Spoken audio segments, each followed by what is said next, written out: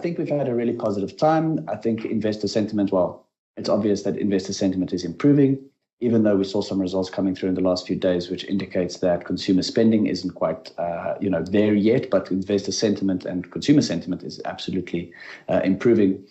Plus, if we sort of form a roadmap of what we expect for the future to hold, I think it's a very interesting picture. I'm a big fan of creating these types of roadmaps. So at the moment, we have a situation where I think a series of events that unfolds from here is that, we continue to see interest rate cuts in the US and in South Africa.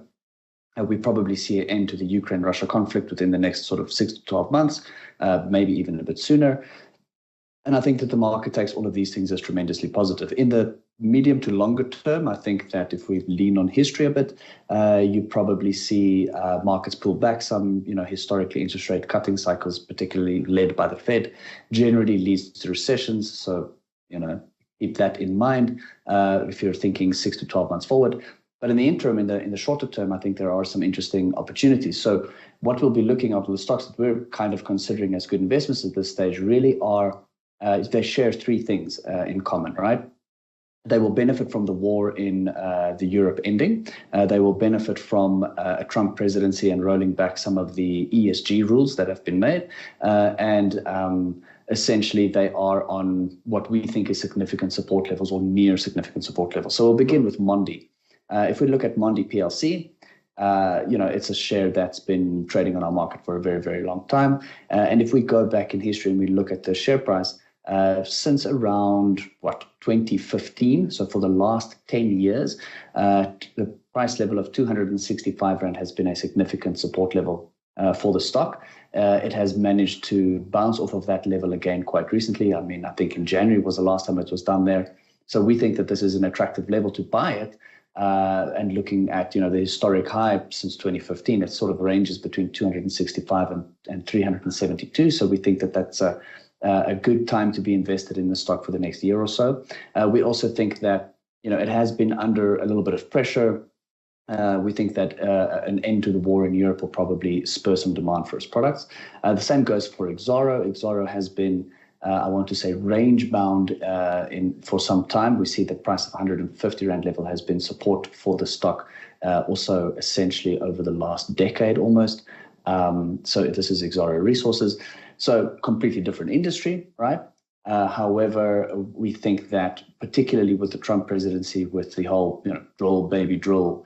Coronation is one of the largest independent asset managers in South Africa, as we know, in Southern Africa, as we know. They've got a very strong market share. There aren't many pure play fund management businesses on the market, and I'm positive asset management because I think these companies tend to trade in line with market cycles. And while the market could remain quite volatile amid prevailing sort of global geopolitical risks, we do anticipate an improvement in the macro environment, which is generally positive for equities, generally positive for risk assets in general, which I think is going to be a positive underpin for further AUM growth for the business. And in the same breath, I think the easier sort of economic pressures on consumers will likely support an improved sort of savings and investment dynamics across the markets that they operate in. And therefore, I think they'll likely see lower outflows, notwithstanding, of course, the higher withdrawals that we did see following the implementation of the two-pot retirement system. There are further sort of investment outflows expected from that in the near term. But, I think we've seen a moderation in net outflows as a percentage of average AUM in general, which has been encouraging. I think the impact of the two-pot withdrawals should be a one-off sort of major impact with lower withdrawals over time, sort of implying improved outflow trends over the longer term, as I think consumers having more flexibility and access to their savings sooner would likely result in smaller withdrawals sort of on aggregate. And so positive from that perspective. But I think overall, the name itself boasts a very strong long track record of strong cash generation and provides an attractive dividend yield for income-seeking investors as well. So also positive from that perspective. That was a tertiary education provider. They were originally part of Curo, and they were spun out of Curo and became their own stock and listed by themselves. Their goal is to make education more accessible to the broader South African and broader African base. They are quite a high generative company. So a few key financial metrics. They had revenue of 1.2 billion in 2024, and we're expecting that to grow this year. They had net profit of 150 million, which was also substantial. And I think it leads to show their business models beginning to find some traction. Their earnings per share was 30 cents, and that's indicative of where they're going. They originally had a CapEx model where they would acquire universities or campuses, but they are evolving to an online model, which is more profitable. They have a PE ratio of 12, which leads to believe that they are quite a decent growth stock. And our view is, I think the size of the market will enable them to continue to grow. Why do we believe this is a good stock to own? What's our investment rationale? The first is the growing demand. If you think about the metrics, about 800,000 students write matric a year in South Africa, of which about between 48 and 50% of those get bachelor degree passes. So that's about 400,000 students. And of those, only 200,000 get places in universities.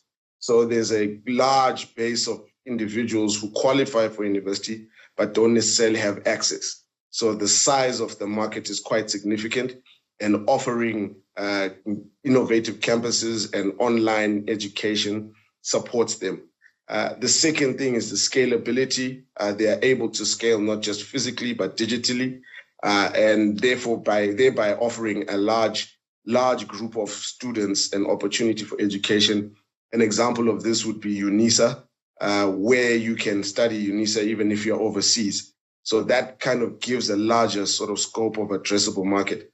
And the large is favorable government policies around tertiary education and support and housing and NEFSAS and that kind of government initiatives, those kind of government initiatives that enable education to be more accessible. The second stock I'm going to pick is Bell Equipment.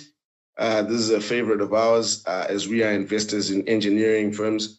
It's an engineering, they manufacture equipment and distribute equipment that focuses, it's heavy equipment that focuses on mining, construction, and agriculture. They are recognized globally for their articulated dump trucks. We rarely speak about how South African companies can be recognized globally for their innovations and technologies. This is one of the companies that is recognized globally for the equipment that they develop. They have a market cap of just under 4 billion. Revenue is really healthy at 13 billion. Net income of about 750 million. Earnings per share of 7 rands per share, which is quite substantial. And however, they have a PE ratio of 4.7, which shows that they're predominantly undervalued in our view. We all know about the Magnificent Seven and the extent to which that drove the US equity market, which in turn drove the developed markets and globally actually drove performance quite spectacularly. And as much as we are still in favor of that investment value proposition, we thought that there were many alternatives also. So last year, one of my picks that I had was the UBS Andro World's Biggest Brands portfolio. It's an actively managed certificate listed on the JSE, and that really was in recognition of strong performance still in markets, but we wanted to diversify away from those mega tech companies.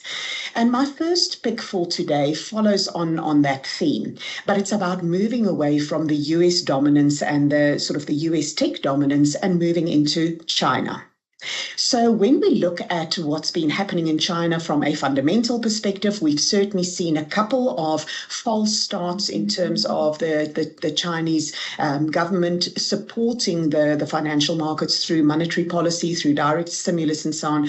But where we find ourselves in the world at the moment, partly also, I think, in response to the escalation around tariff wars and tariffs around the world, we feel that China is quite well positioned from this perspective. And And so we feel that it is time for us to actually start moving back into China. Emerging markets as a group have significantly underperformed developed markets for the best part of the last 10 to 15 years.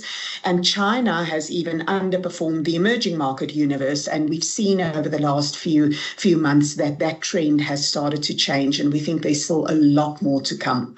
So for the South African investor, one of the best ways to buy into China is through a China ETF. Many people might be familiar with the Satrix MSCI China ETF, but my particular pick is actually the Signia iTrix China ETF. Offers exposure to exactly the same index as does the Satrix one, but at a third of the price. So we always, in the ETF universe and industry, always focused on costs as well. So I do like that. And what will you get when you buy into this particular ETF? Well, it is not just the Hong Kong market. It is a more broad-based China market. So you're going to be getting exposure to the H shares, the P shares, the all the R chips, a lot of these sort of shares. The largest exposure is Tencent. So of course we're very familiar with that through Naspers and Prosus. And so you would actually be adding to some of your South African exposure with this China ETF. But of course there's a lot more than that. And then Alibaba being the second biggest exposure. And then we move into some probably lesser known Chinese companies for many South African investors, things like Meituan, Xiaomi, China Construction Bank, and so on. And we do think also that just emphasizing sort of the sustainability of the tech theme and the AI theme, that China tech and China AI is very well positioned. So that is my first pick for today.